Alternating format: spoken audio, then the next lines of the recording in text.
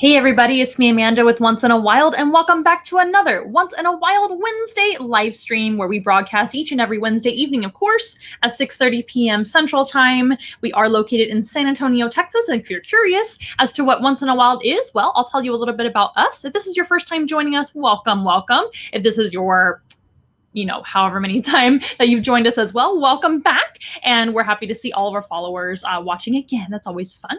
If you don't have time to watch the entire live stream, I don't blame you at all. I know you have a life outside of Once in a While, don't you? So you can actually go back to our YouTube playlist and actually watch them once they re-upload. YouTube takes a little bit of time, but Facebook is actually right away. So we do broadcast simultaneously on both platforms. We don't just have YouTube and Facebook though. We've got Instagram, we've got TikTok, we've got Twitter, and we've got our website, onceinawild.com, where you can find the links to all of those things and join us in our family, our Once in a Wild family, if you will. And that helps us out a lot to support us on social media. That's a free way you can help us out. So Once in a Wild is actually our mobile zoo right here in San Antonio, Texas. We do service the South Texas area, and we can bring the zoo to your next party, to your classroom presentation, maybe summer school now, since summer is in session now. Happy summer to all the students out there, young and old, right?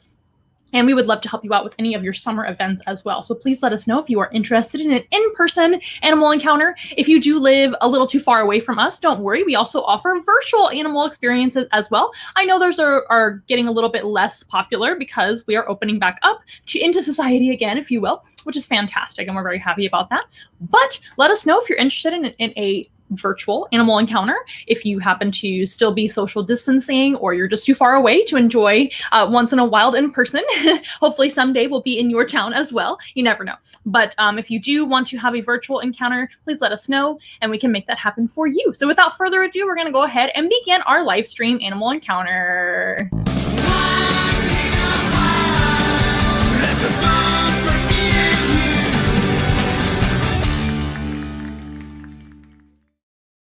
All right, once again, welcome back, everybody, and welcome if it's your first time joining us. We do broadcast each and every Wednesday at 6:30 p.m. Central, and if you don't have time to watch the entire show, I don't blame you. You can go back and you can tune out if you want to and come back and watch it later on our YouTube. One thing that really helps us out is actually following us and subscribing to YouTube. YouTube is one of our newest endeavors, if you will, on social media. So the more subscribers we have, the better, and the more likes and comments and everything else on the posted videos, the better. So I don't blame you there if you don't have time to watch the entire live stream. But if you can, fantastic. And we're happy to have all of our friends, family, and followers joining us today. Now, what we do normally on our live streams is we bring a few animals to meet you guys and we talk all about them and we answer your questions. So if you guys have any questions, feel free to type in your questions down below, whether you're on Facebook or YouTube. I can see them. We do simultaneously see your comments and questions. That's always a lot of fun.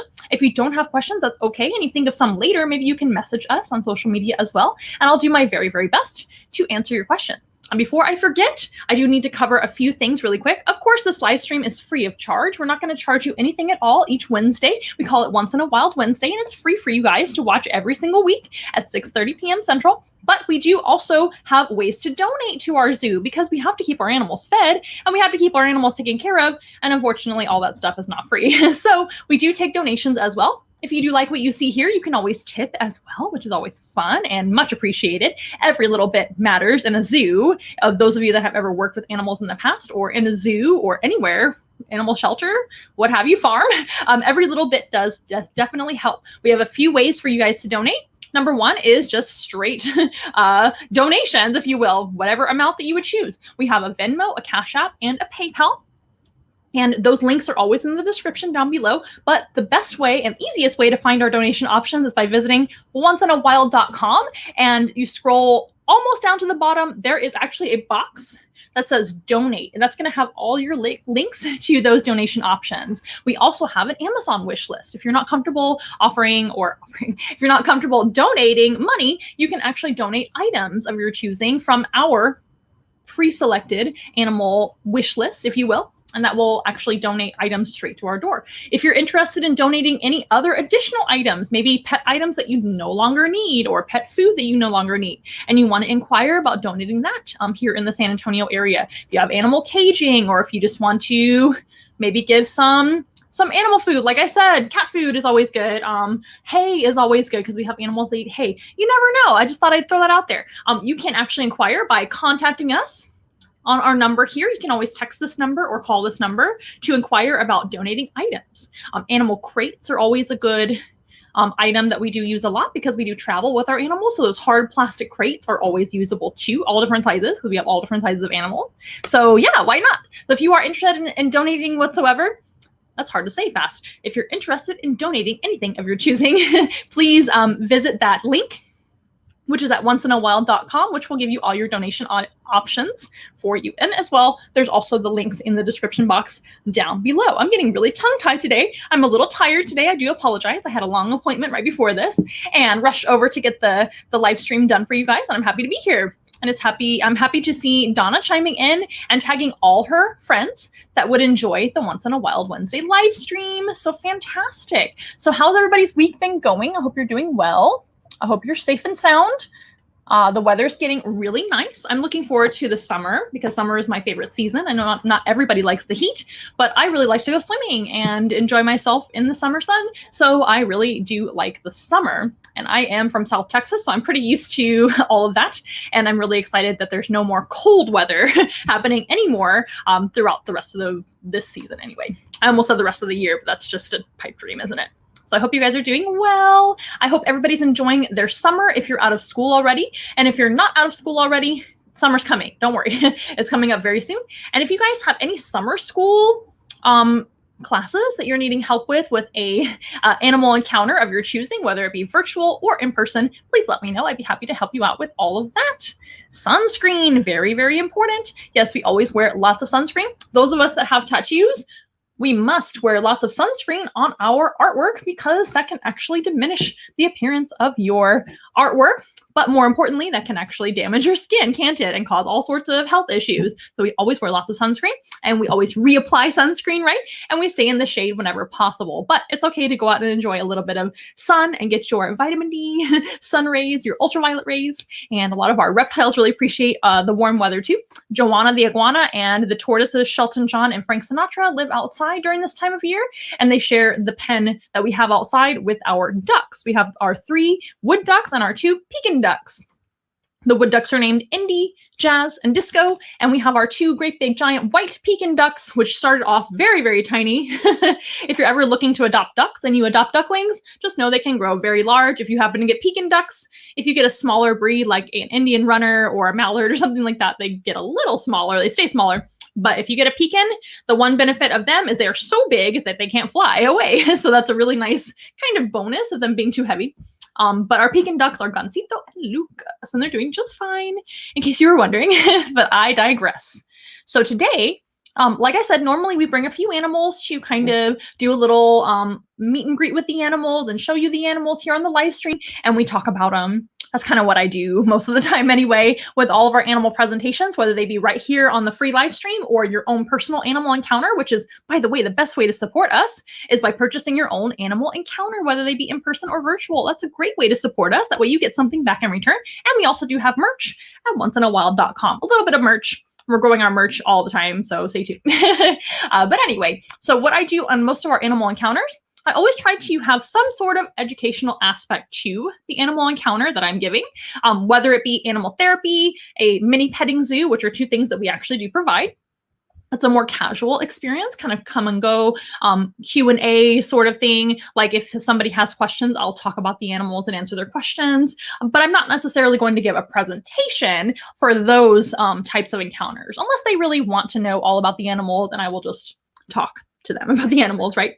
But I do always try to, of course, answer people's questions to the best of our ability.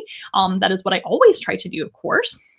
And try to make it somewhat educational. We always keep our animal safety and well-being in mind too, simultaneously with that. And the safety, I'm getting so emotional. No, just kidding. I'm just talking too fast. And got a dry throat for a second. Got to make sure and breathe, Amanda, in between words. So hyper for some reason. That's what happens when you're really tired and then you have to work. But it's okay. But so I always try to have some sort of educational aspect to our animal encounters, right? Whether they be more casual or more formal. So like for a classroom, of course, I'm going to bring the animals and talk about the animals and teach about the animals and answer the questions. So that's what I typically do on our live stream right here, right now. So each and every Wednesday, you pretty much get like a miniature version of what you would see in a custom animal encounter virtually. So the only difference is that for your virtual encounter, typically for 1 hour, it includes 8 animals, sometimes 6, depending on how long we go, but it's anywhere from 6 to 8 animals per hour. And I kind of go through the animals a little more briefly than I would here on the live stream when I'm a lot more casual. I don't really have a time constraint, but it's kind of a miniature animal encounter today, because I typically don't bring 8 animals. Today I only brought 2 animals. Sometimes I bring 3 animals. Sometimes I bring 5 animals. It just depends on what I'm kind of theming the encounter or live stream to be. And what I figured that I would do today is I would bring 2 animals and talk about them and compare and contrast the 2 animals. And you won't believe what these 2 animals, who are very different, share in common. There's actually a lot that they share in common. So without further ado, we're actually going to go ahead and first I'm going to check my camera's timer because I want to make sure and have enough time. Our camera always has a 30-minute timer, so I have to reset it simultaneously or periodically rather throughout the program. Simultaneously while doing other things. It is a one-woman show as of now, and I need an assistant badly for the show. But anywho, so we are going to actually meet our first animal, who happens to be an African predator. It's a handheld African predator, at least for humans, and he's not very big. And a lot of people do love this type of animal, but some people don't. Some people really don't like this type of animal, but it happens to be my favorite type of animal. Not necessarily my favorite species in the world, but I do love him because he's mine. It is Prince the python. Prince is a ball python, and he happens to be the color called pastave. So the color and pattern is a special man-made pattern, if you will. It is achieved with basically, what is it? Genetics. So it's achieved with genetic selection, selecting different colors, different patterns, and eventually breeders of ball pythons were able to selectively breed his parents and his grandparents and his great-great-grandparents and all the way down the line, way in the past, to be able to get all sorts of really neat patterns and colors of ball python. Ball pythons in the wild are much darker than this guy, but they do have pretty much the same exact pattern as Prince does. Prince the python, right? Prince is super handsome, I think. He looks amazing on this purple backdrop. He is very bright yellow. But again, they wouldn't be this light colored in the wild because that wouldn't help them to blend in as well. However, they do look pretty similar to this, just much darker. They're kind of like a chocolate brown and black, and they do have some white on them. And they typically always have a white belly for any ball python. Some ball python, morphs, if you will, or colors, have different colored bellies, but most of them are very, very light, almost white or totally white. And some ball pythons, like Princess, his best friend, Princess, and betrothed, I guess, they really aren't, but but she is a female of ours. She's completely white, and she's what we call a ivory ball python. So she's not totally like albino, and she's not completely leucistic. She actually has a little bit of gray on her head, but very little. So she looks totally white, and her name is Princess. And she's not an albino because albino ball pythons actually look a lot more similar to Prince. Prince, if he were albino, would have red eyes and would be white and yellow, like bright white and yellow without the brown. So he's actually pretty close to an albino. He's just a light colored ball python. Pretty cool. Now, this ball python species, they live in Africa. Like I said, they're African predators, right? But they're not the biggest predator in town, are they? They're not the biggest predator in the continent. In fact, there's so many African predators that are so much bigger than Prince. I can think of so many. Lions, leopards, hyenas, African wild dogs, crocodiles, eagles, bigger snakes, large lizards. There's literally so many African predators. I bet you guys can think of some other African predators too that are big enough to eat Prince, right? That's just the way it is. Luckily, Prince does not have to live in the wild. He lives with us here once in a while in our collection, and he's just fine. He's very safe. In fact, ball pythons tend to do very, very well in the care of humans overall. Now, a lot of people ask me if they make good pets. The short answer is yes, but the long answer is, well, not for everybody, right? So to elaborate a little bit, ball pythons are not my first suggestion for a pet snake. There are many other pet snakes that I actually recommend above ball pythons. There's at least 10 or 15 other species that I recommend.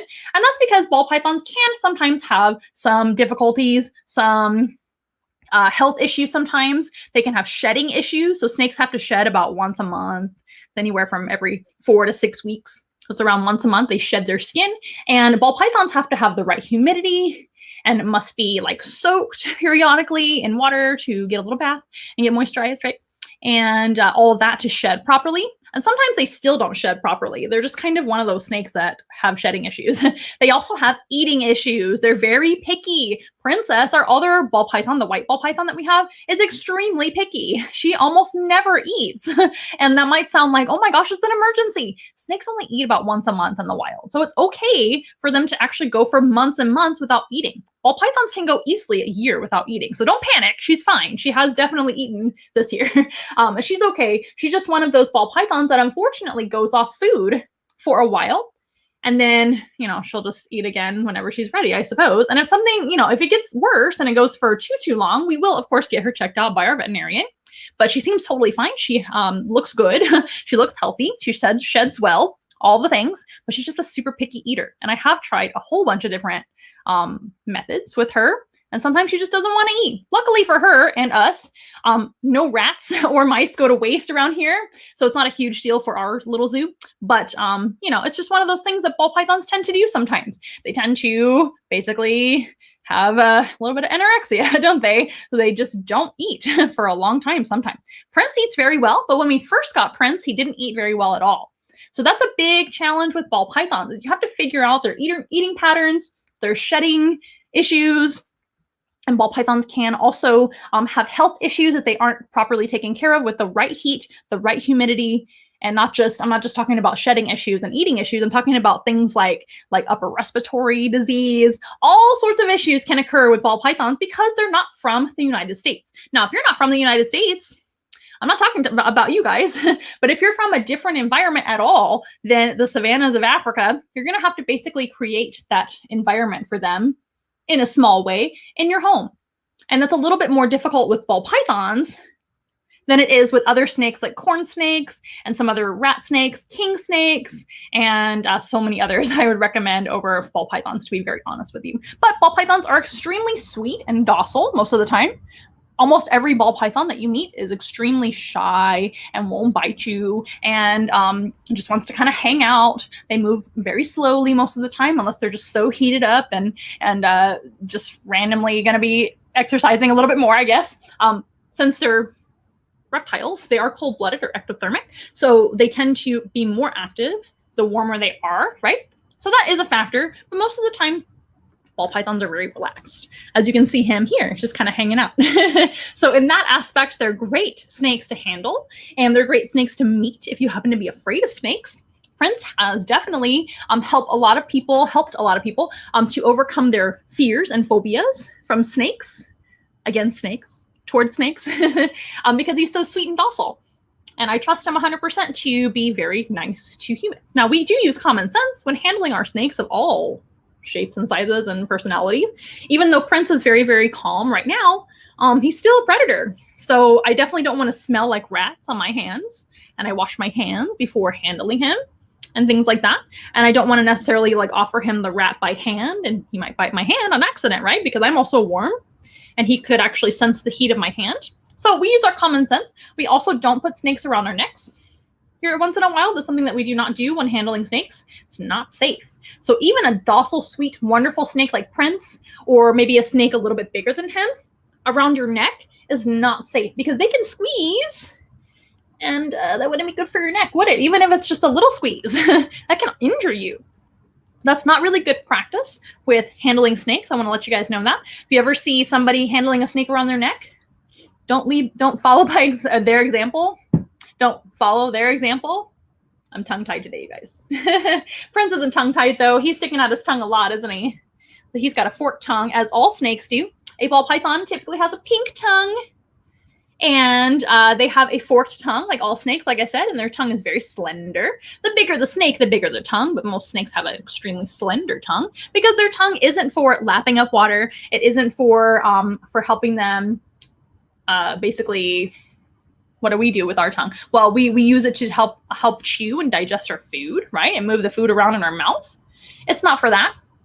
His tongue is for something totally different. It doesn't help him eat or, well, it doesn't help him chew and eat that way. And it doesn't help him to drink, right? When snakes drink, they actually lap up the water with their little lips and just kind of like slurp the water that way. It's super cute. I don't know if lapping is the right word, but you know what I mean. They don't use their tongue to lap water like dogs or cats or anybody like that. They actually stick their tongue out to smell. So Prince has nostrils. He also has heat sensing pits to sense heat and movement of warm-blooded animals that he might want to eat. But he can also sense me and know that I'm too big to eat and I don't smell like a rodent. So he's not going to eat me. So don't worry. But he does have the tongue for smelling.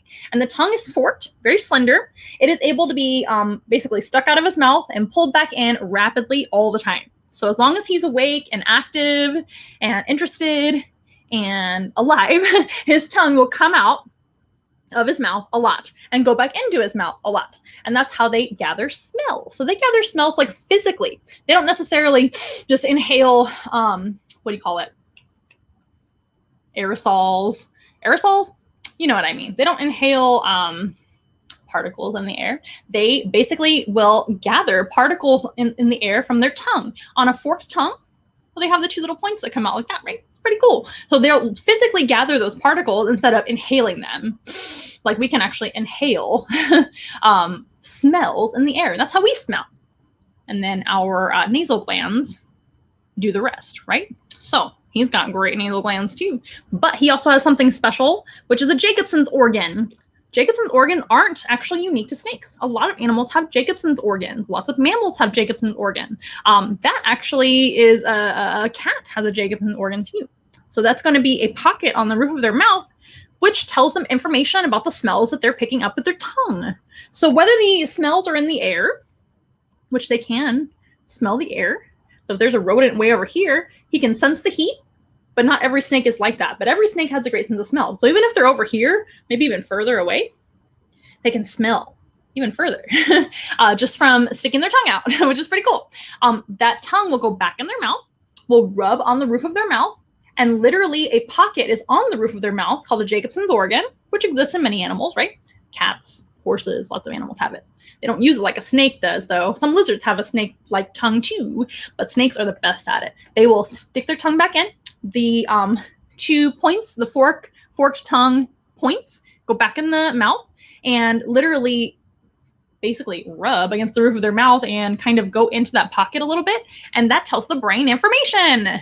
So just like humans are extremely visual creatures, aren't we? So we look around and we get a lot of information without even thinking about it from just looking around at our environment. Snakes smell around to get information. And their brain understands all sorts of things that we don't understand through their Jacobson's organ straight to the brain. Pretty cool. Oh, thank you, Sue. Hello, Sue. Prince looks happy with you, relaxed and chilled. Yeah, Prince is actually very, very polite and chill with anyone. But I won't take it personally because I want him to be like that. We do have certain snakes that only I handle or our staff handles here at Once in a While. But Prince is actually an animal that a lot of people can handle. Even guests can handle this guy because he's super, super sweet. But thank you for the compliment. That's very nice. Not everybody likes snakes, so it's good to see a positive compliment and comment about them.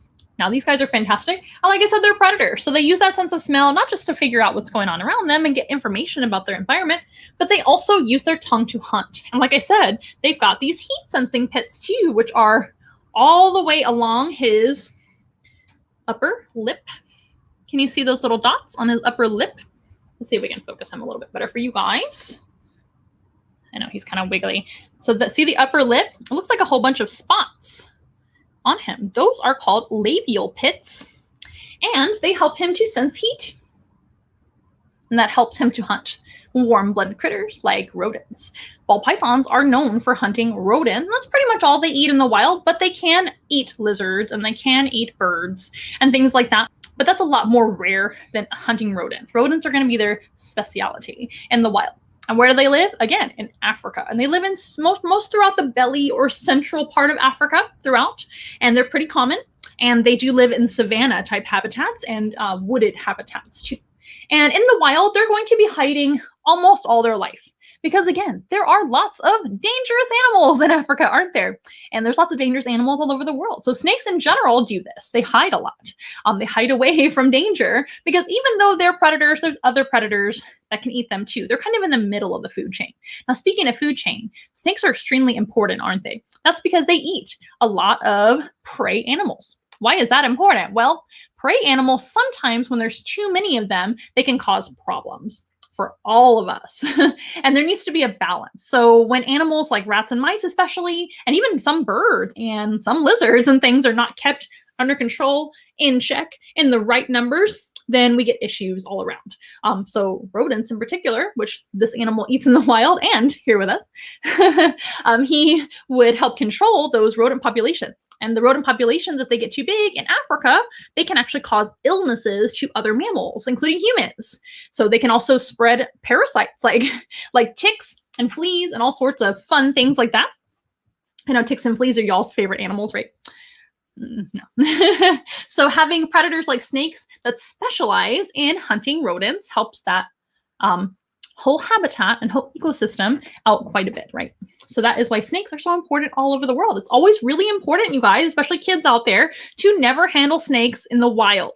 The wild includes your backyard. If that snake is not your pet or not someone else's pet or animal for a mobile zoo like us or belonging to a zoo educational program or a zoo in general, do not touch it. Do not pick it up. Some snakes can harm humans. Some snakes can't. Well, they can, but it's not much, right? They're pretty harmless, right?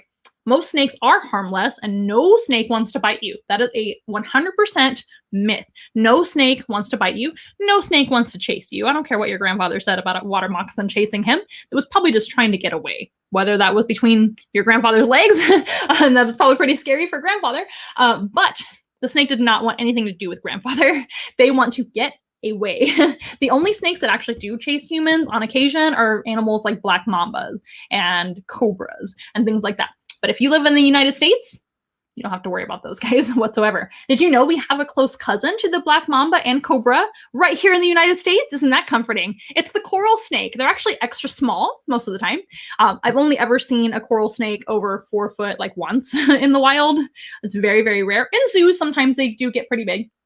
Not to say it can't happen, but it's so rare and they hide really well. They actually don't want anything to do with being seen. Coral snakes are very fearful of other animals. That's why they wear all the colors right on their skin and warn other animals of their toxicity, which in that case, it actually is real. Some animals mimic the coral snake too, don't they? They try to look like them to be able to be left alone. And most animals instinctively leave alone bright colored or banded or striped animals, right? So I digress again. Coral snakes are related to mambas and cobras. They're elapids. They're in the elapid family, which is a type of venomous snake. That being said, coral snakes really don't bite people. The only reason that people get bitten by coral snakes outside of zookeepers, because sometimes zookeepers have accidents happen. It's just the way it is. Unfortunately, that does happen sometimes. It's really rare. Most zookeepers are very responsible, and they should be, right? They should know what they're doing working with venomous snakes, but some people want to pick up a coral snake in the wild and don't know what they're doing, and then they get bitten on accident because they're handling the snake and the snake is very upset at them and trying to bite them. Sometimes people get bitten by stepping on them, but that's also super rare. You would have to be barefooted and you would have to basically have the snake chew on you because they are very small and they have small heads and small mouths. They're a very small snake in general. There, of course, are other venomous snakes in the United States too. There are copperheads, which, believe it or not, are not actually typically deadly to humans unless you have a severe allergic reaction to them. There's always help at a hospital. It is very expensive, unfortunately, to be treated for a venomous snake bite, but you will live if bitten by a copperhead. If you get to the hospital, you'll be just fine. Almost nobody dies from a venomous snake bite anymore in general, but copperheads are one of the least venomous of the vipers that we have in the United States. In fact, they are the least venomous. The others are rattlesnakes in general. There are many species of rattlesnake here in the United States, right? He's not a rattlesnake, is he? He's a python. But there are rattlesnakes here, and we want to avoid them too. Let them be. Just leave them alone. Rattlesnakes don't want anything to do with you either. Most of the time, if they sense a human, they'll rattle, or they'll try to get away from you, and they're just trying to live their life, right? And eat rodents and be left alone, and that's it. The other type of snake is the cottonmouth or water moccasin, which we already briefly talked about chasing people, which doesn't really happen, but they are a very reactive snake. So I can see why people might think that, but it's actually a myth. They chase people. But those are your venomous snakes in the United States, and the rest are perfectly harmless. The best thing you can do, though, what I always recommend, is leave them all alone, because a lot of lookalikes look like some of those other snakes, and so you may not know the difference if you're not an expert. One thing you can always do is take a photo of a snake if you want to have us identify the snake for you, and you just want some peace of mind, or you want to know what it is, and you're just curious. I'll always tell you to leave it alone or to call for professional help to remove the snake safely and take it to another area. That is the best thing to do. But if you're wanting to know what kind of snake it is, maybe it's a harmless snake and you just want to know, always feel free to message a photo of your snake at hand outside in your backyard or wherever you are camping. Doesn't matter where you are. Send me a photo. You can text me the photo. You can send it to me on social media if you want to, and I'd be more than happy to identify the species for you. That is something that I definitely offer for free because I want the snakes to be left alone and for you guys to respect the snake. So if that gives you a little bit more peace of mind to just know what kind of snake it is, then I'm more than happy to help you guys for free. Okay, so those are the snakes that live in the United States, and there's many other snakes that live in the United States. But again, this guy lives in Africa, so you wouldn't see a python of any sort living natively in the United States. Now, there are some pythons living invasively, which means they don't belong there, and they were put there by humans one way or another in Florida and some other areas. Also, you might see an occasional escaped pet, ball python or Burmese python or reticulated python. There are many types of pythons and several that are pets.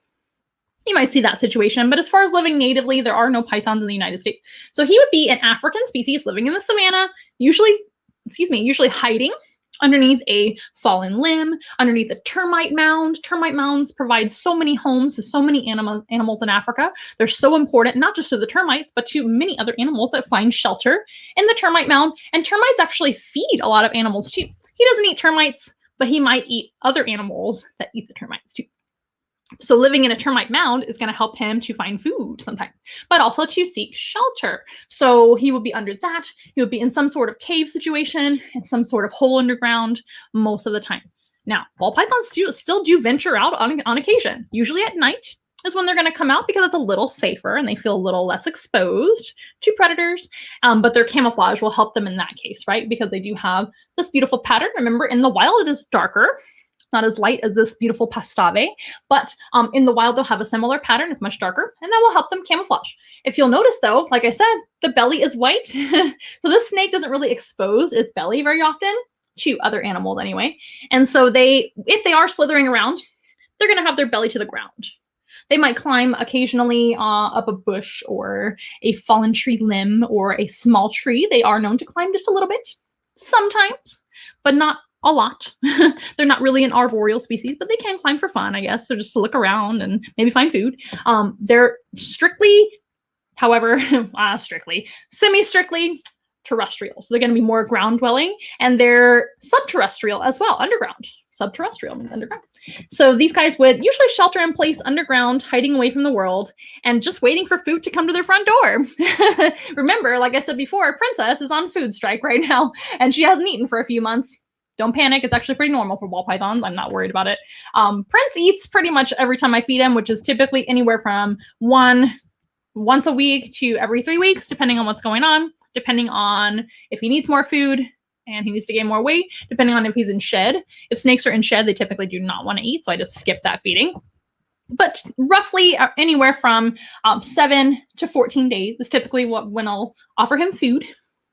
But these guys really don't eat that often in the wild, ever. They typically eat once a month. They don't have to go very many places, because if they have enough mice coming by or enough rats coming by, like small rats or large rats too, they can eat larger rats. He can actually eat something about 4 to 5 times the size of his own head because he has such a thick body. He can handle prey that large. Pretty cool. Snakes can eat very large food items, don't they? And that's part of the reason why they don't have to eat very often, because they eat big items and then they can wait a long time. They also have a much slower metabolism than us because they are ectothermic. I almost said the other thing. Ectothermic, meaning that they're cold-blooded. They don't have their own body temperature. And so they metabolize much slower than we do. So for example, if he eats a rat for me, which is almost every time, he would use the restroom usually within a week. So he would use the restroom about go to the bathroom, about a week later, more or less, maybe a little sooner, maybe a little later. And that's pretty normal as long as there's the right temperature, the right humidity, and he's perfectly healthy. That's one really great way to know that your snake is healthy. If they are eating well, if they are drinking water, staying hydrated, if they shed well, and if they go to the bathroom, that's a nice healthy snake. But sometimes ball pythons have a lot of issues with all that stuff, which is, again, why I don't normally recommend them for your first pet snake. A lot of people do recommend ball pythons because they love them. I get it, but they're not for everybody. I really don't think they are. They're actually kind of difficult for a snake. Most snakes are super easy to take care of. And if you compare them to like a corn snake, oh my goodness, corn snakes can do no wrong in my book. They're wonderful. So he's going to hunt by waiting in his house. When a rat comes by his front door, that's when he's going to reach out and grab it very quickly. It's called striking. And they strike with their front part of their body like this. And they will actually grab on to the rat with their teeth. They do have teeth. They may be non-venomous, but they do have backwards facing hook-like teeny tiny teeth, which are more like Velcro for holding on to the rat or the mouse or the bird that comes too close. And so they're basically ambushing their prey, right? They're a classic ambush predator, sitting around, hanging out in their home, maybe sticking their little nose out, looking for food. Ooh, food. And then they strike, grab on very tightly with their backwards facing needle-like teeny tiny teeth. And they have many teeth as well. I always forget how many teeth they have, but they have many, and they do regenerate when they need them to. So snakes do actually regrow their teeth just like sharks do. Sharks have a different process. Sharks have like skin teeth, basically, dermal denticles. So their whole skin, their whole body is covered in tiny teeth. They're very different than reptiles. But if you think about it, reptiles have scales all over their body, so it's kind of similar. But reptiles do regrow their teeth when they need to. Most reptiles do that. Snakes certainly do too. And that helps him out to have plenty of teeth to hunt. So they reach out and grab. And since he's a python, he's in the constrictor category of snakes. So when we talk about snakes, we've got your venomous snakes, right? We've got sea snakes too, which are kind of their own thing. And then you've got your colubrids, which are like corn snakes and king snakes and some others. And then you've got your pythons and boas, which are constricting snakes. Now, some other colubrids and other snakes too might use a constriction motion to hold onto their food, but they're not true constrictors. So don't call them that. They are not this heavy-bodied constrictor. So constrictors use their big muscles to wrap around that animal that they have now caught with their sticky teeth. They literally wrap around with the front half of their body and squeeze. When the animal takes a breath and releases, they're going to keep squeezing. The animal gets tighter and tighter and tighter, and the animal has passed away. But don't worry, it's actually a pretty humane way to go, in my opinion. It's not very violent. It might seem violent at first when they get grabbed, but it actually takes place pretty quickly, so don't be mad at the snake. They have to eat too. It's a lot more humane than some other predators actually hunt, so give them a little credit. And they're very efficient at it. And they have strong muscles. And once the animal has passed away, they're able to eat it whole. They don't chew their food, do they? Their teeth are literally only designed in a python. They're only designed for grabbing a hold and not letting that animal get away. That's the only thing that they use them for. And then they also will walk the food down. Not quite like that. But they have a very special jaw system, which is very different than ours. If you touch your jaw, our jaw is all one solid piece for your bottom jaw. It's very functional to what we do, which is chewing up pieces of food and swallowing them. But we have to chew our food in order to swallow it, unless it's a small like pill or something. We can swallow those whole. Some people don't even swallow pills whole. So no judgment here, but a lot of you guys can't. But pythons and snakes in general have a special jaw system. So instead of being a solid piece down here or up here too, they have pieces inside of their mouth, which their jaw is actually pieced like a puzzle together. So their jaw is kind of like this. On the bottom, it can open like this. It can open wide. And the skin stretches a lot. And right here, where they would open their mouth wide, it opens up really wide like this and really wide like this. So inside the skin, it's actually going to open up really wide and nice and wide here. And then like this. So up here and a little bit up here too. This one isn't as dramatic, but it still can split quite a bit. And down here, wow, they can really, really open up. I just wanted to show you that with my hands because it's hard to do when I'm holding the snake. But that's how they're able to make so much room. If you look at a snake's body, that actually tells you how big of an animal they can eat in one gulp. So look at Prince's body compared to his little head. Ball pythons have extremely small heads compared to their chunky bodies. And he can eat an animal the width of the chunkiest part of his body, or 4 to 5 times the size of his own little head, which is pretty amazing, right? They're so capable of that. And that will sustain him for a while. And he won't have to eat for another month, 2, maybe even a whole year if he can't find more food, which wouldn't be ideal for the species, but they can definitely go that long before they need their next meal if they really have to. Pretty cool, huh? So this animal is called a ball python. We already covered that.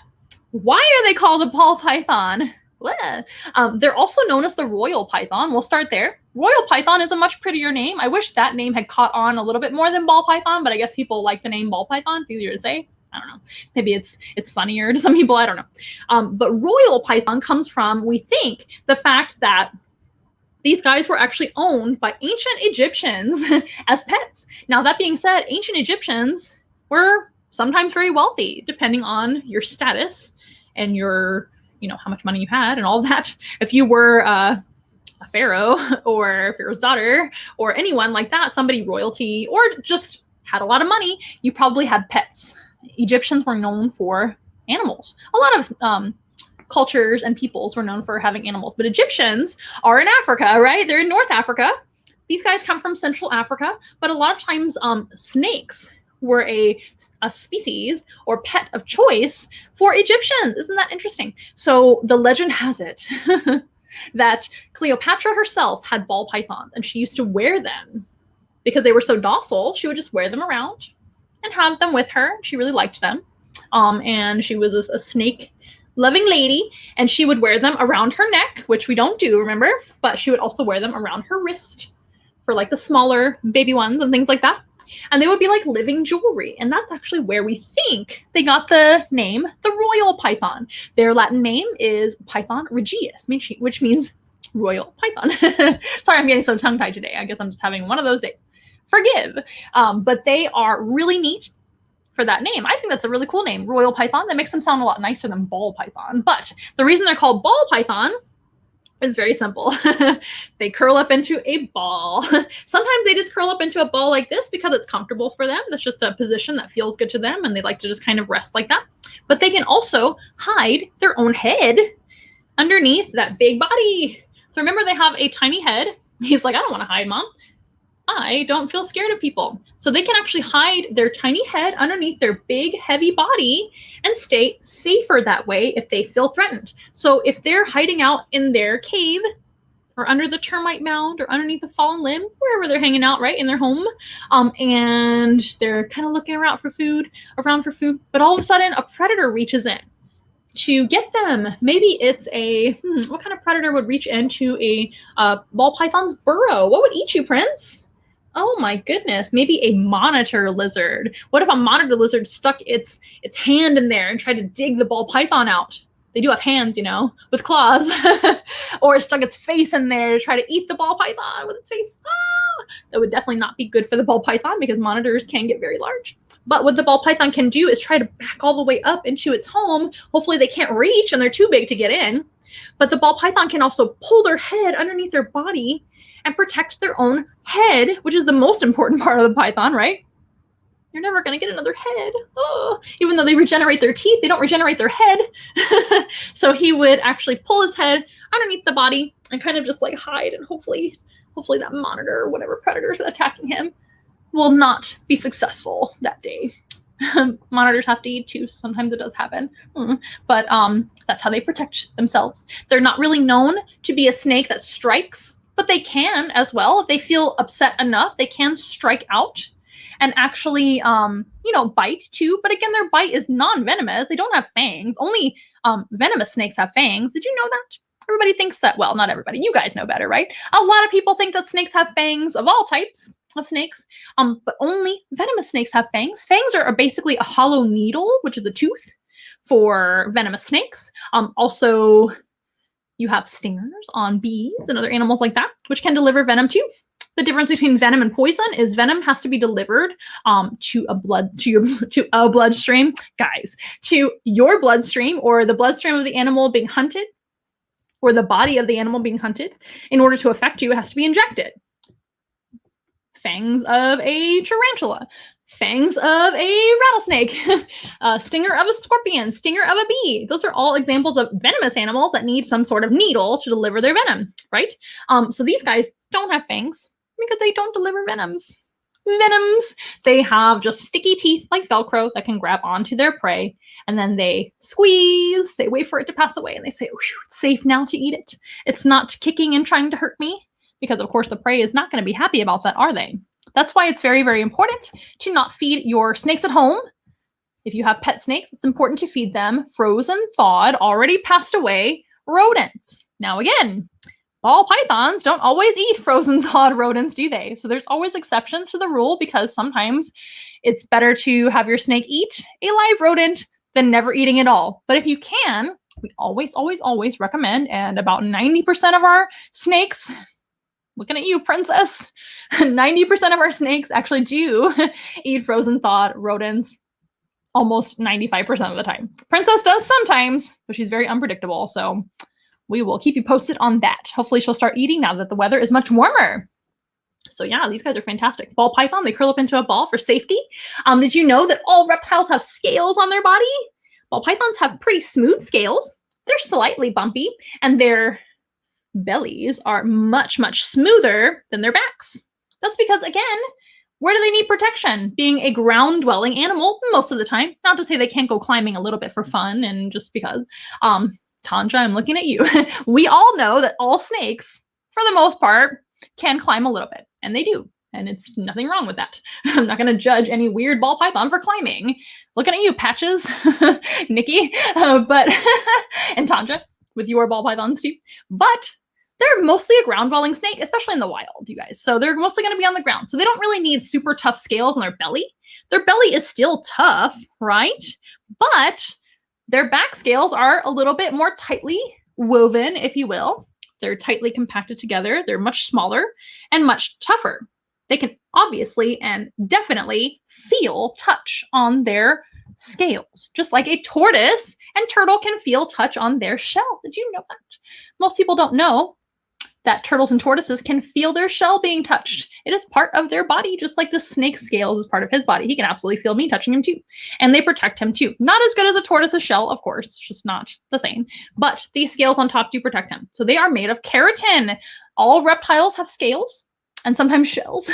And their scales are made out of the same thing as your fingernails, which is keratin. Isn't that neat? So we have that in common with reptiles. We have keratin on our body. Even our hair is made of keratin, but they don't have hair. That would be ridiculous. A python with a wig, that'd be super cute, but really silly at the same time. They wouldn't need hair. They're also cold-blooded or ectothermic, so they don't need hair to insulate. They don't insulate at all. The only reason a python would insulate anything is actually its own eggs. So pythons are one of the few type of snakes that actually have parental instincts. Did you know that? That's pretty cool. These guys will actually lay a clutch of eggs, anywhere from 2 to up to maybe 14 at the very, very most. That would be a huge clutch of eggs. Average is about 5 to 7 eggs. Now, don't get me wrong, their eggs are huge. Their eggs are about this big. They're some of the largest eggs in the animal kingdom per size of the animal. It's pretty awesome. Python in general, even these guys, lay very big eggs. That's actually why the female ball pythons and all pythons, the females, are actually much larger than males most of the time, depending on their age, but I'm talking about breeding size. So he's a breeding size male. He doesn't have to lay eggs. So he doesn't need to be as big as the female. Females need to be bigger in order to have successful clutches. But pythons will actually kind of incubate their eggs. And not kind of, they do incubate their eggs. So pythons in the wild, they'll actually circle around their clutch of eggs, and they will vibrate or kind of move their bodies rapidly to actually make a little bit of heat. Their body doesn't make heat by itself because they're cold-blooded. That doesn't mean he's got cold blood. That actually means he doesn't have his own body temperature. So hair wouldn't do him any good, like I was saying. But they do actually incubate their own eggs. Isn't that cool? But they have to actually have like a movement in order to create a little bit of heat to keep the eggs warm enough. And typically they're going to be living in a warmer climate, with this species anyway, and other species, and also having their eggs during a warm time of year. So that's going to help too. Most snakes, though, they lay their eggs somewhere underneath some moss, underneath some leaves, maybe a little bit of dirt, and then they leave. And that's just the way of nature. Most snakes do not take care of their babies at all. Cobras are another example of snakes that actually do take care of their own babies. Isn't that cool? At least when they're still eggs. That's pretty neat. Please, please, please let me know if you have any questions about Prince. We're going to go ahead and switch animals to compare and contrast. Whoa, another type of animal. Sorry, Prince. You got away from me there. To compare and contrast him and another species. Now you're going to be like, what? When I bring out the next species? You're probably going to think they have zero things in common. But I want to make a point that you guys can maybe understand that we're not so different from these animals, are we? We have keratin. He has keratin. We got to eat a lot more often than a snake, but we still got to eat, and so does he. So animals just want to live and do their job. His job in the wild would be to eat rodents and help the environment by doing so, right? And keep the planet healthy. I'm ready for diseases to be a lot less on this planet. I don't know about you guys, but I'm sick and tired of diseases happening. So the less predators, the more diseases we get. So animals like owls and even bats and frogs and snakes are great to invite in your own environment. Did you know that? Most snakes are perfectly harmless. Sorry, Prince. Keep bumping you in the face. Oh, goodness. Good thing he's so patient. I told you he was patient and sweet. He's obviously perfectly fine. So snakes don't have ears. So sometimes when you touch them like that, they're like, wow, where'd your hand come from? So they can't hear very well. Anyway, these guys, like I said, it's not bad to see a snake in your own environment. Just leave them alone. We want to make sure our pets don't mess with them either, because some snakes are dangerous to your pets. Most pets are dangerous to snakes a lot more often than vice versa. So it's actually a good thing to have snakes in your own environment. A lot of cultures look at snakes as a blessing because they mean that there's going to be a better environment, a more healthy environment. You might have rodents in your yard that the snake is trying to help you get rid of. So the best way to avoid snakes in your own backyard is actually by having a nice clear yard. Having pets too is actually a great way to avoid snakes too, because most snakes will, once they understand that there is a dog in your yard, that they won't want to be in there very long at all. They're scared of dogs. And I would be too if I was their size, right? Most snakes are not much bigger than this at all. So another way is to clear your yard, make sure there's not too much debris, no like piles of debris or fallen limbs or trimmed tree limbs or 2x4s or anything like that. And if you have less access to underneath your shed, underneath your home, you will have less animals in your yard. But if you're like me and you don't really mind having snakes and other animals in your yard, that's a different story, right? But it's not necessarily a bad thing to see snakes in your backyard. Oh, look at that beautiful big yawn. That was cute. The snakes do yawn, just like us too. That's another thing that we have in common. Did you know that their internal anatomy, speaking of yawning and lungs and breathing, their internal anatomy is extremely similar to ours. If you look it up, of course, their bones are totally different than us, like I already discussed. They're basically a skull with a really neat jaw that can open up really wide and let big meals enter their mouth, right? But they are basically a skull with a really cool jaw, a long spine, and a bunch of ribs as far as their skeleton goes. But as far as their internal anatomy goes, they're very similar to humans. Isn't that cool? They have all the internal organs that we have, to my knowledge. They do have an extra one, the Jacobson's organ, in their mouth. And they have lungs for breathing. Snakes actually breathe with one lung, but they do have two lungs. One is just basically extra and has devolved to do nothing. But snakes have one big lung that they breathe with very well. You saw a big yawn, him trying to get a little bit of oxygen there. Aw. And maybe just stretching his jaws too, which happens. That was super cute. You saw the inside of his mouth and everything. That's a first here on Once in a Wild Wednesday. That's pretty awesome. I've definitely seen it a bunch of times, but never caught it on the live stream, which is cool. So they do have the lungs, they have a heart, liver, digestive organs, all the things. So they really aren't that much different than you or I, are they? And they deserve to have a wonderful life too. So that's my point. So let's compare and contrast him that I've just taught you, like literally every single thing that I can think of in the last, long 30, 40 minutes. Ball python talk. But I want to compare him to another animal, which we won't hold as long, and you'll see why. He's much nicer to hold than the next animal. And a lot of people are afraid of snakes, but I'm like, really? Compared to other animals, he's so easy. Snakes are absolutely my favorite animals to keep and to teach about and to handle and take care of. They only eat every 7 to 14 days. They only go to the bathroom about once a week, maybe. They just need some water. They definitely need, you know, the requirements that they have to have, like heat and a great habitat to live in, nice and clean as you can, right? The proper substrate, all those things. But once their needs are met, man, they're super easy animals in general. They don't complain much, and they don't really make noises except for an occasional little yawn or hiss. And they're just great animals, very clean. Yeah, totally different than the next animal. You ready? I bet you are. Okay, so I'm going to get out our next African predator.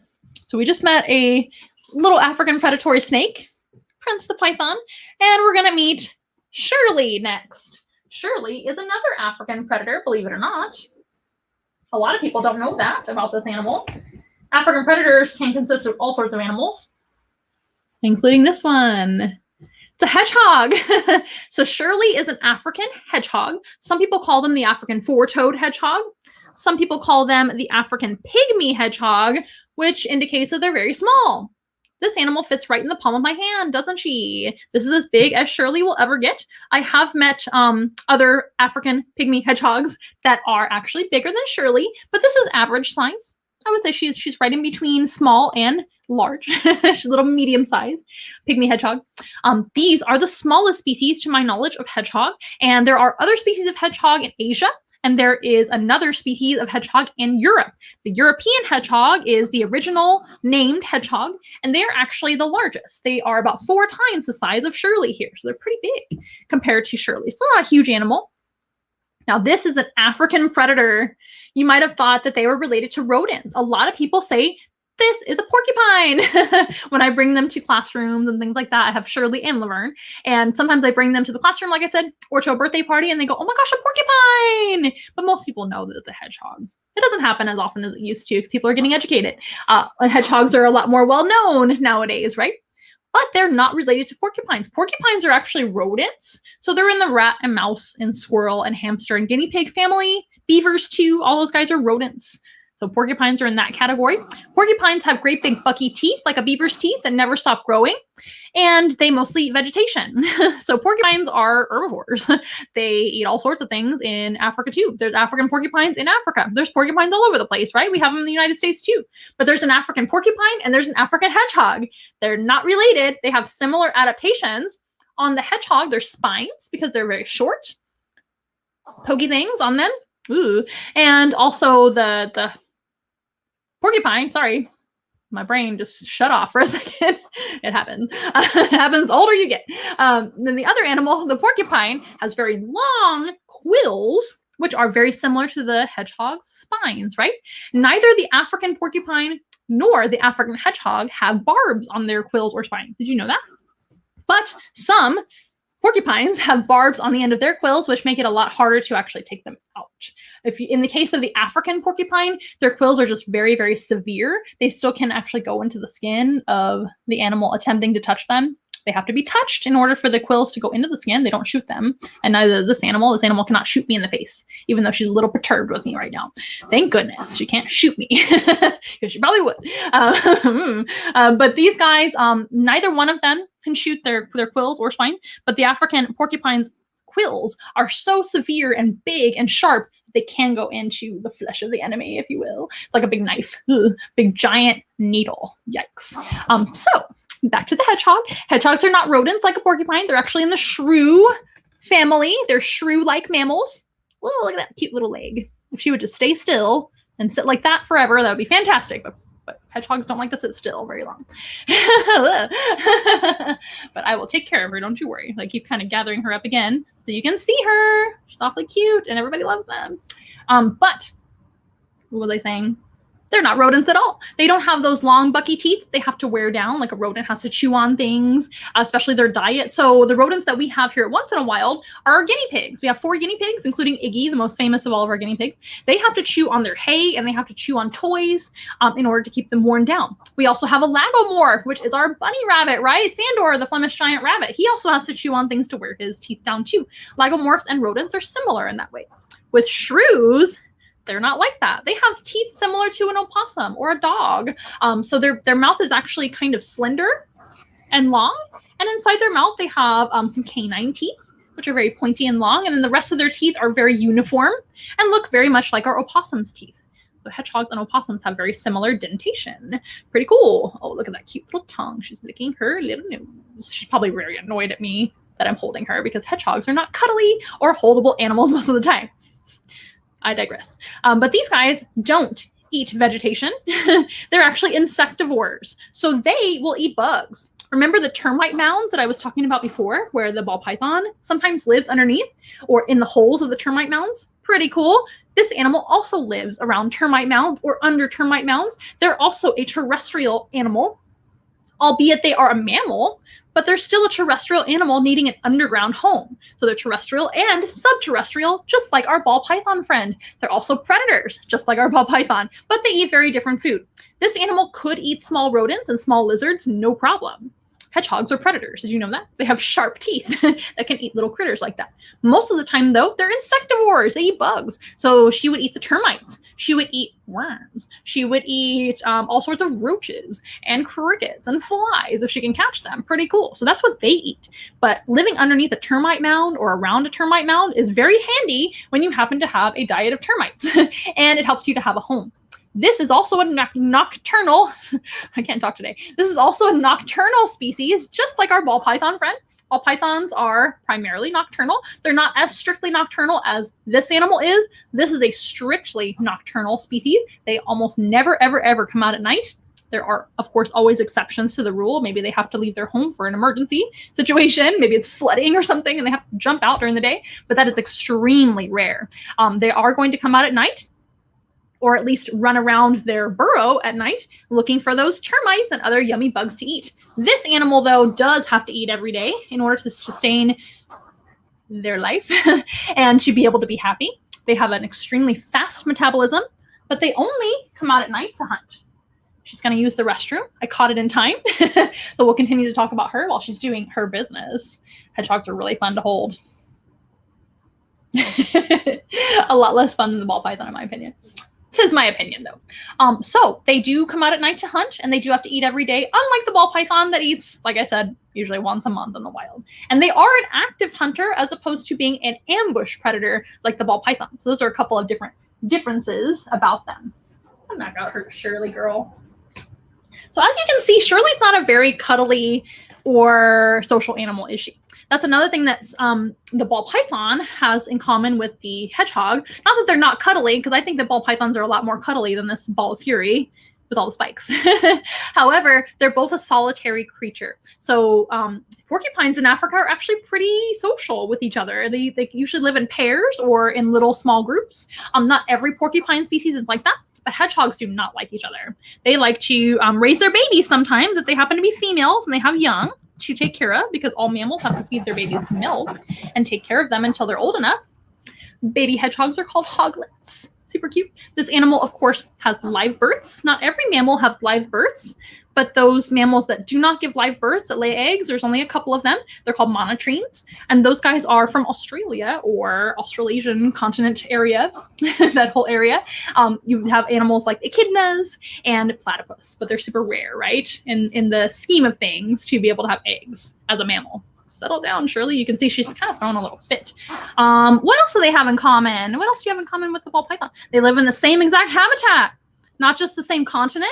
Africa, if you don't know, is a huge continent. It's one of the largest continents on the planet. So a lot of people think that Africa is just savanna.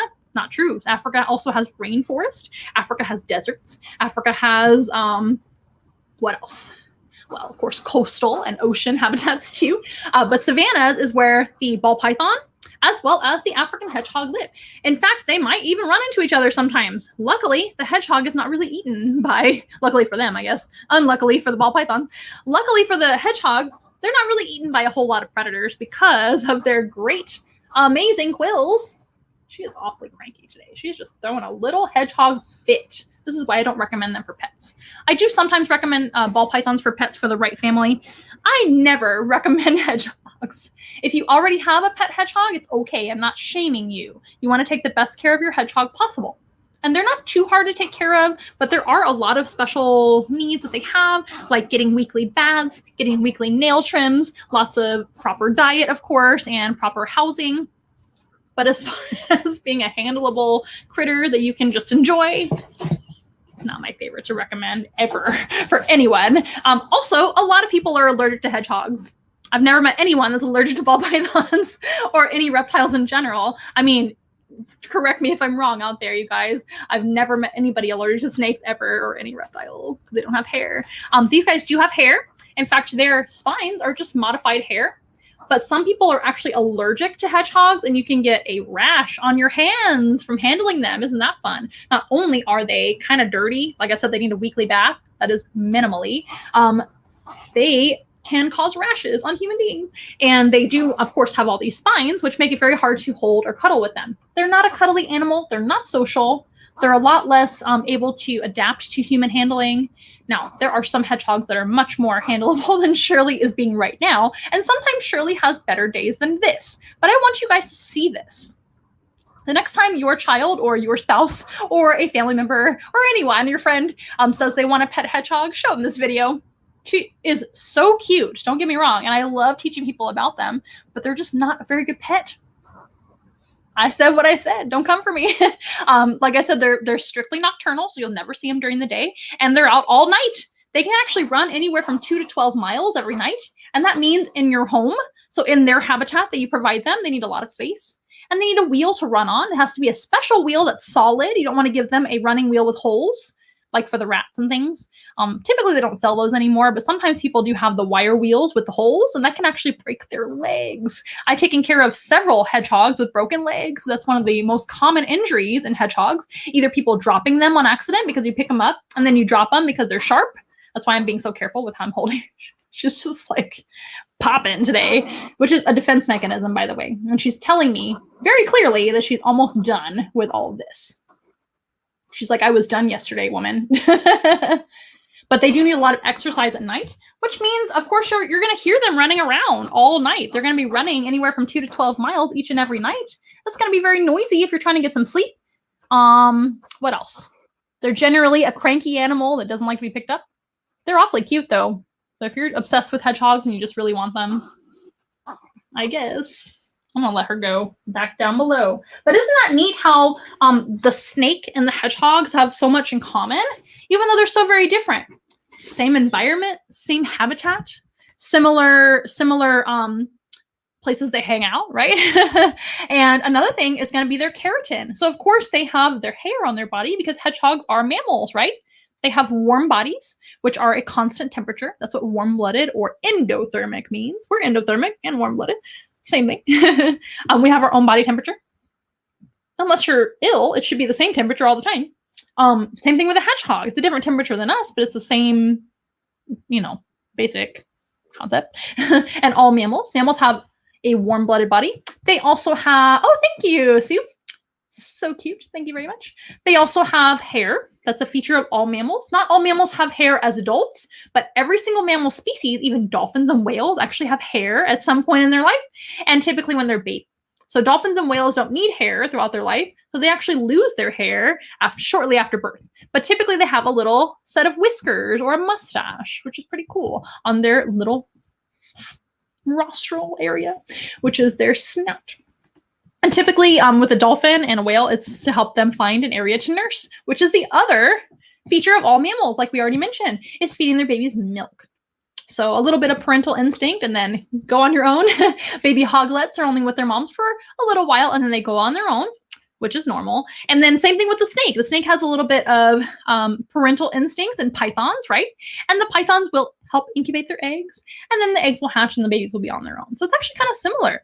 Another thing that they have similar, besides the keratin factor, so keratin in scales for the snake and keratin in the hair and spines of the hedgehog to help protect them, they also ball up, don't they? So a hedgehog will ball up with their stretchy skin and literally do like a little tuck and roll, and all the spines will do the rest of the work. They can actually flex their spines very, very easily in different directions like this in order to create this ball that is almost impenetrable by most predators. So that they have that in common as well. Ball pythons ball up with their bodies and hide their head. These guys, the hedgehogs, will actually ball up with their skin and tuck in and tuck and roll and stick their spines out. But they both ball up. How neat is that? I forgot to tell you guys, the main predator of the hedgehog, it's not a snake. They actually only have one primary predator at all, unless it's a hedgehog that has already passed away. Hedgehogs that already pass away are actually eaten by a lot of animals because they're not able to tuck and roll after they passed away. Kind of sad, but all animals pass away, right? Hedgehogs don't live very long. The ball python can, in the care of humans, live into their 40s very easily. In the wild, they typically make it to around 20, maybe 15, maybe less, depending on the harshness of the wild and their lifestyle and everything going on around them. Maybe they're preyed upon by something else too, etc. But it all depends. But ball pythons live a lot longer than hedgehogs. Hedgehogs usually only make it to 2 in the wild at the most, and in the care of humans, they can live to be 5 or so sometimes. So they all have to pass away at some point, don't they? And once they pass away, then animals can eat them because their belly can be exposed. But healthy, fresh, insistent on staying alive hedgehog is almost impossible to eat by most predators. There's one predator, though, that can eat them on a regular basis, and it's the owl. Owls are out at night at the same time that the hedgehogs are out. So it's not the snake. Don't blame him. They're out at the same time. They're nocturnal predators, right? Very famously, owls are mostly nocturnal. There's a couple of owl species that are not nocturnal. They're more diurnal, like us. Up in the day, at least most of us are. But owls in Africa and all over the world where hedgehogs live, like Asia and Europe, there are other owl species too that eat hedgehogs. They are specialized in eating them because they have long talons for hanging onto the hedgehog, picking them up like a claw machine, the claw, and then they can take them away to their tree, or like I'm doing the Thriller, take them away to the tree. Wow. And then they can eat them later with their long beak, right? Because they can get in between those spaces where they can actually eat them. They're specialized for that. Most other predators, though, do not eat hedgehogs because they're really very small for most predators to bother with eating this tiny little critter. Certainly a lion is not going to be able to feed their entire pride, their family, with one hedgehog for dinner, so they don't even bother. Most animals are a little bit, looking for something a little larger or a lot easier to eat, and it's just too much trouble. Same thing with the porcupine. Porcupines, they also are a little bit too much trouble to eat, and porcupines are a lot more dangerous to eat than hedgehogs are, but I digress. But the hedgehog is usually only eaten by birds of prey, unless already passed away, which is very, very impressive. And I don't mean to get so graphic with you guys, but that's the wild. That's the nature of it, right? Again, if I were to choose either one of these to recommend for a pet, I'd probably choose the ball python any day, but I don't recommend ball pythons necessarily for your first pet snake. They're actually great pets for the right person and the right family, as long as they're a healthy ball python. I always recommend going with a responsible and reputable breeder of ball pythons, which there are so very many nowadays. Rather than getting one from a pet store, you're going to overpay at a pet store, and you might be purchasing a wild-caught ball python, which is not going to live for you very long. So I highly recommend supporting a reputable breeder. That's the word. A responsible breeder, or adopting one that already needs a home, which happens a lot. A lot of people do purchase a ball python and they don't want them anymore for some reason. Maybe they're living too long. Maybe they're too difficult to take care of. So be careful with that. But if you are looking into one, do all of your research, right? And adopt if you can, or support a reputable, responsible ball python breeder, which is, recommended by others and things like that. But hedgehog, I don't really recommend to anybody, but if you are dead set on having a hedgehog, I recommend them for adults only, not kids, because they are really not good with kids. And I recommend really no pet for kids anyway. It should be a family endeavor, right? Maybe older kids, but for hedgehogs, they're not really handleable. They're not cuddly. They're not that handleable anyway. Snakes are much more handleable if you're into snakes. And hedgehogs, if you're dead set on one, reputable breeder as well, or rescue. Okay, there's lots of animals that need homes out there. I hope that answers all your questions. I know you guys were a little bit quiet out there. Thank you so much to Sue and Donna for commenting. I know you guys have more things going on than just once in a while. So if you guys want to recommend our videos once this is over and it's archived, you can like the video, you can subscribe to our YouTube channel, or follow us on Facebook. Share the video with your family and friends. Maybe you know somebody interested in getting a pet hedgehog or pet ball python, or you just want to share a really cute video with your friends and family that love animals. You can certainly do that. We definitely recommend.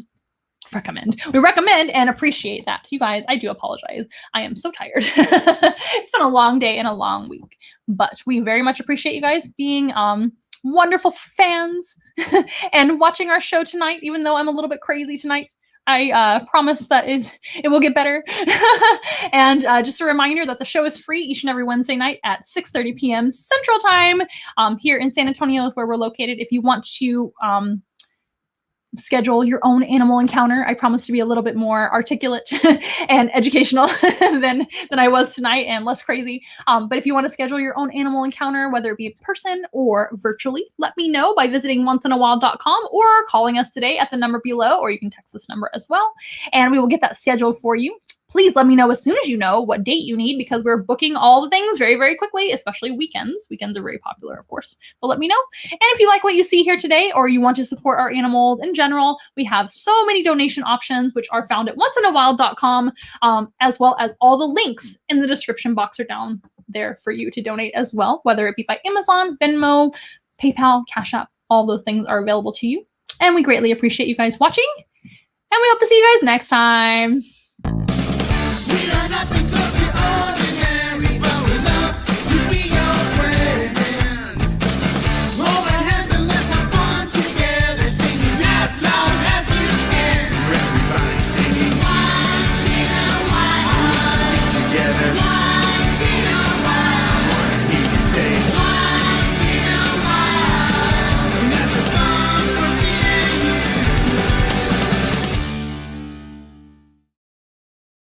Okay, we'll see everybody next time. Bye.